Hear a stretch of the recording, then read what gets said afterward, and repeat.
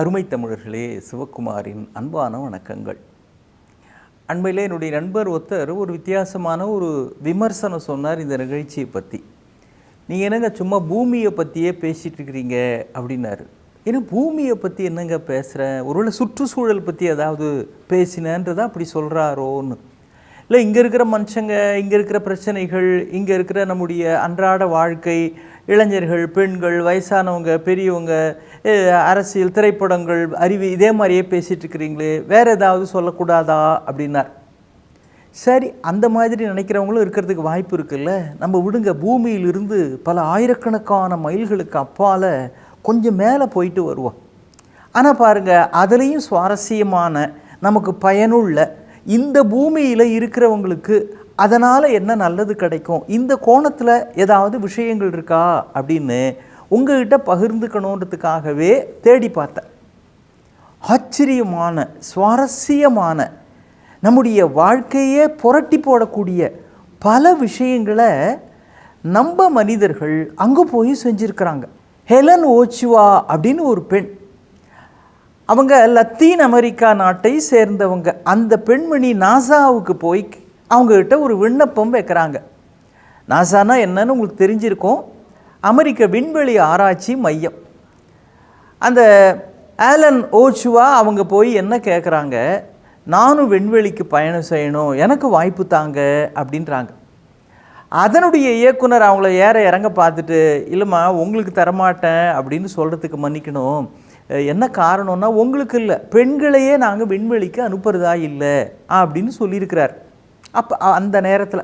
ஆனால் அவங்க பாருங்கள், அதுக்கு பிறகு போயிட்டு ஒரு 10 ஆண்டு காலம் திரும்ப அங்கேருந்து வந்து, என்னை நீங்கள் மறுக்கவே முடியாது, என்னை நீங்கள் அனுப்பிச்சே ஆகணும், ஏன்னா நான் ஒரு ஸ்டெம் பெண்மணி அப்படின்றாங்க. ஸ்டெம் பெண்மணி அப்படின்னா சயின்ஸ், டெக்னாலஜி, என்ஜினியரிங், மேத்தமேட்டிக்ஸ், இந்த 4 துறைகளிலும் நான் என்னை தகுதிப்படுத்திக்கிட்டு வந்திருக்கிறேன், அதற்கான பட்டங்கள் இதோ அப்படின்னு காட்டுறாங்க. அவர் ஆடி போயிட்டார் அதனுடைய இயக்குனர், இந்த மாதிரி ஒரு பெண்ணா அப்படின்னு. அதுக்கு பிறகு பாருங்கள், அவங்களுடைய அயராத முயற்சியினால், கடுமையான போராட்டங்கள்னால விண்வெளியிலேயே ஆயிரக்கணக்கான மணி நேரங்கள் கழித்த பெண் அப்படின்ற அளவுக்கு பல சாதனைகளை பண்ணியிருக்கிறாங்க. அமெரிக்க நாட்டினுடைய 10க்கும் மேற்பட்ட விருதுகளை அந்த ஆலன் ஓச்சுவா பெற்றிருக்கிறாங்க. அவங்க சொன்ன ஒரு அற்புதமான வாசகம், இன்றைக்கு இருக்கிற, இன்னைக்கு பிறக்கிற ஒரு பெண் குழந்தைக்கு கூட, பெண் குழந்தை என்ன, எல்லா குழந்தைக்குமே மனசில் வச்சிக்க வேண்டிய முக்கியமான வாசகம் அவங்க சொல்கிறாங்க பாருங்கள். எதில் நீங்கள் கவனம் செலுத்துகிறீர்கள் என்பதில் முதலில் கவனம் செலுத்துங்கள் அப்படின்னாங்க. அப்பா, எவ்வளோ அருமையான வாசகம் இல்லை? இதை விட ஒரு அறிவுரை நம்முடைய இளைஞர்களுக்கு சொல்ல முடியுமாங்க? நீ எதில் கவனம் செலுத்துகிற, உன் ஃபோக்கஸ் எதில் இருக்குது, அதை முதல்ல கவனிச்சு பார்.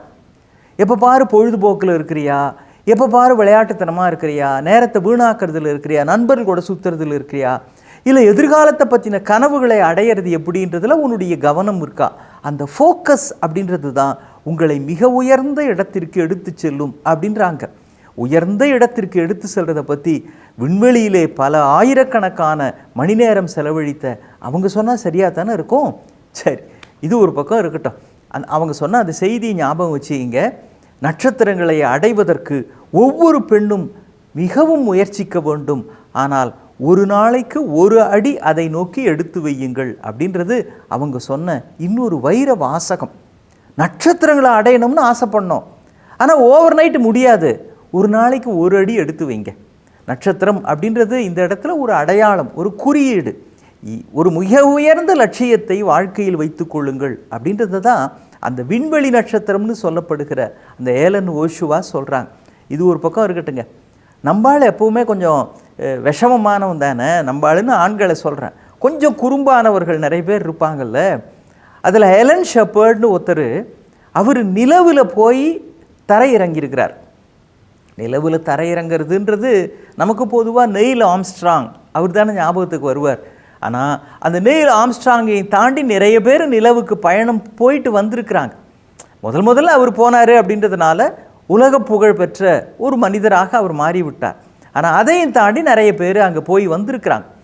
நிறைய பேர் அப்படின்னா ஏதோ ஒத்தர் இல்லைன்ற அர்த்தத்தில் சொல்கிறேன். நீங்கள் உடனே 1000 2000 நினச்சிக்காதீங்க. அந்த துறையில் ஆர்வம் மிகுந்தவர்கள் நிறைய இருக்கிறாங்க.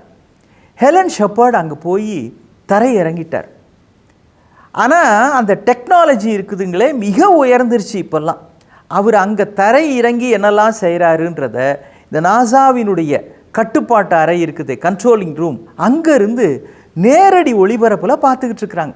அப்படின்னா பாருங்கள், அங்கே நேரடி ஒளிபரப்பாக பார்த்துக்கிட்டே இருந்தவங்களுக்கு அங்கே அவர் செஞ்ச ஒரு காரியம் இருக்குதே, இவங்க ஆடி போயிட்டாங்க. எதிரே பார்க்கல.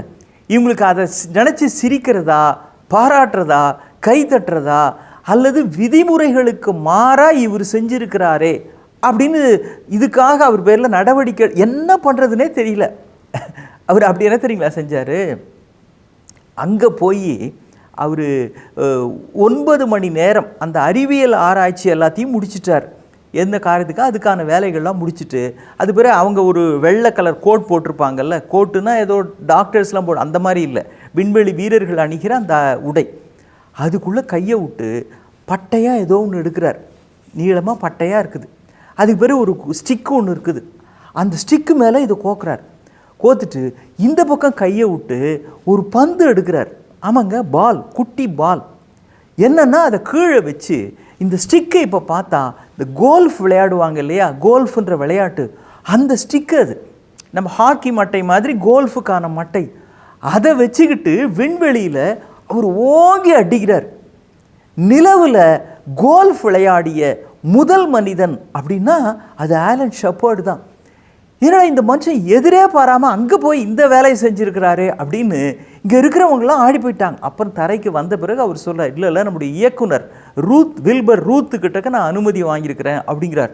இப்போ எல்லாம் வில்பர் ரூத்துக்கிட்ட அதிர்ச்சியோடு பார்க்குறாங்க, இவர் என்னங்க அங்கே போய் இந்த விளையாட்டெலாம் விளையாடிட்டு இருக்கிறாருன்னு. நீங்கள் பாருங்கள், விண்வெளியிலே செல்லுகிறவர்களுக்கு அது ரொம்ப ரொம்ப ஒரு சிக்கலான சவாலான சூழல். ஏன்னா ஆயிரக்கணக்கான மணி நேரம் தனிமையிலே இருக்கணும். அந்த எந்திரங்களினுடைய ஓசை எப்போ பாரு கேட்டுக்கிட்டே இருக்கும். இதை விட முக்கியம் என்ன தெரியுங்களா, அவங்களுடைய சிறுநீர் கழிக்கிறாங்க இல்லையா, அதுதான் பலமுறை சுத்திகரிக்கப்பட்டு அவங்களுக்கு குடிநீராகவும் பயன்படுது. ஆனால் நாசா டைரக்டர் சொல்கிறாருங்க, அந்த குடிநீர் இருக்குதே அது பூமியில் கிடைக்கிற எந்த ஒரு மிகச்சிறந்த குடிநீரையும் விட தூய்மையானது, ஆரோக்கியமானது அப்படின்னு அந்த அளவுக்கு தரமாக அதை சுத்திகரிக்கிறாங்க. அது மட்டும் இல்லை, அங்கே திரும்ப திரும்ப கூட ஒரே ஒரு மனிதர் தான் கூட வரவங்க இருப்பாங்க, அவ்வளவுதான். வெட்டவெளி ஆகாயத்தில் போய் தன்னந்தனியாக ஆயிரக்கணக்கான கிலோமீட்டர் உயரத்தில் ஒரு எரிச்சல், ஒரு கசகசப்பு, ஒரு முழுக்க அந்த சூழலுக்கு உடம்பு பொருந்த வேண்டும். இரத்த ஓட்டம், இரத்த அழுத்தம், இதய துடிப்பு, இது எல்லாம் அட்ஜஸ்ட் ஆகிறதுக்கு பல நேரங்கள் ஆகலாம். உண்மையாக நம்ம சாப்பிட்றோமே சாம்பார் சாதம், தயிர் சாதம், இதெல்லாம் அங்கே எதுவுமே கிடைக்காது. மட்டன், சிக்கன் ஒன்றும் கிடையாது. மாத்திரைகள் தான் அவங்களுடைய உணவு. இப்போ இந்த மாத்திரைகளில் தேவையான சத்துக்கள் இருக்கும். முற்றிலும் மாறுபட்ட சூழல். இந்த நிலையில் கூட ஒரு மனுஷன் அங்கே போய் கோல்ஃப் விளையாடுறான் அப்படின்னா பாருங்கள், எந்த நிலையிலும் மனசுக்குள்ளே ஒரு ஜாலியை வச்சுக்கலாம். உங்கள் செயல்பாடுகளில் சந்தோஷம் இருக்கலாம். நம்மால் சந்தோஷமாக இருக்க வேண்டிய விளையாட்டு மைதானத்தில் போய் கூட தகராறு பண்ணிக்கிட்டு அடிபட்டுக்கிட்டு வர்றான் நம்மால். ஆனால் அங்கே போய் கூட இந்த நிலையிலும் உற்சாகத்தை, ஒரு சந்தோஷமான மனோபாவத்தை தக்க வைத்து கொள்வது எப்படின்னு ஆலன் ஷெப்பர்ட் காட்டுறாருன்னா, இவர் வாழ்கிற நமக்கு ஒரு அற்புதமான வழிகாட்டுகிறார். எதில் கவனம் வைக்கிறீர்கள் என்பதில் கவனம் செலுத்துங்கள், ஆனால் எந்த நிலையிலும் சந்தோஷமான மனோபாவத்தை கை கொள்ளுங்கள். மீண்டும் சந்திப்போம். வணக்கம். இன்னும் பல வீடியோக்களை காண சன் லைஃப் சேனலை சப்ஸ்கிரைப் பண்ணுங்க.